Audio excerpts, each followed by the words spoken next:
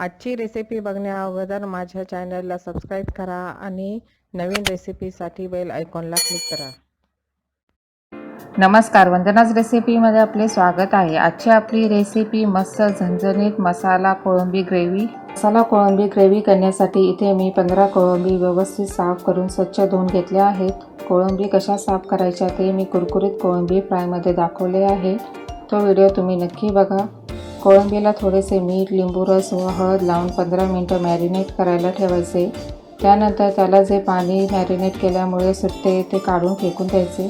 मसाला gravy बनवण्यासाठी लागणारे साहित्य बघूया। मॅरिनेट केलेली कोळंबी, ओले खोबरे, बारीक चिरलेला कांदा, कोथिंबीर, मसाला, मीठ, उभा चिरलेला कांदा, आमसूल, धने, काळी मिरी, जिरे, लसूण। सर्वात आधी ग्रेव्हीसाठी लागणारे वाटण तयार करून घेऊया। त्यासाठी एक छोटासा कांदा, 5-6 लसूण पाकळ्या, काळी मिरी 7 ते 8, धने 2 चमचे, जिरे 1 चमचा, थोडीशी कोथिंबीर, 1 वाटी ओले खोबरे खवलेले घेऊन त्यात थोडे पाणी टाकून मिक्सरमध्ये त्याची बारीक पेस्ट करून घ्यायची। कढईमध्ये 2 मोठे चमचे तेल गरम करून घेतले आहे। त्यामध्ये एक बारीक चिरलेला कांदा टाकला आहे। कांदा लालसर सोनेरी रंगावर चांगला परतून घ्यायचा। कांदा लवकर शिजण्यासाठी त्यामध्ये चिमूटभर मीठ टाकले आहे, सोबतच थोडीशी कोथिंबीरही टाकली। त्यातच आता 4 चमचे घरी तयार केलेला काळा मसाला टाकायचा।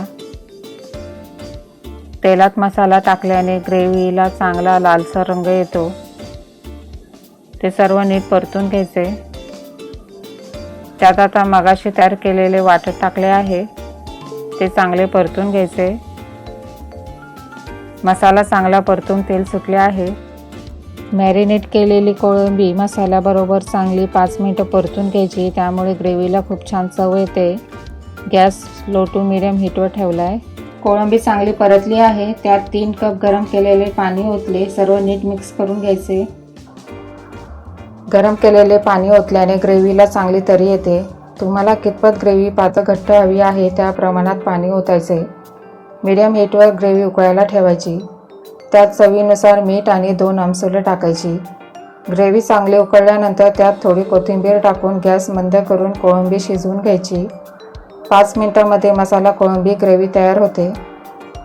तर मग येत्या रविवारी अशी ही मस्त झणझणीत मसाला कोळंबी ग्रेव्ही सोबत कुरकुरीत कोळंबी फ्राय, तांदळाची भाकरी, सोलकढी भातासोबत कांदा लिंबू अशी ही झणझणीत फिश थाली होऊन जाऊ द्या।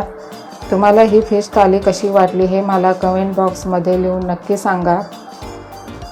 नेहमीप्रमाणे हा व्हिडिओ आवडला असेल तर लाईक शेअरचे बटन क्लिक करा। तसेच वंदनाच रेसिपीला सबस्क्राईब करायला विसरू नका। मग कशी वाटली ही मस्त झणझणीत कोळंबी फिश थाली कमेंटमध्ये नक्की सांगा। धन्यवाद।